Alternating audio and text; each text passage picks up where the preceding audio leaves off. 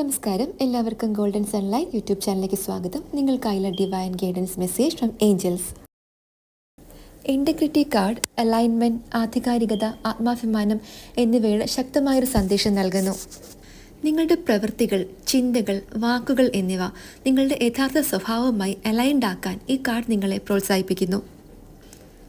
നിങ്ങളോടും മറ്റുള്ളവരോടും സത്യസന്ധത പുലർത്താനും നിങ്ങളുടെ മൂല്യങ്ങളോടും വിശ്വാസങ്ങളോടും സത്യസന്ധത പുലർത്താനുമുള്ള ഒരു ആഹ്വാനമാണിത്.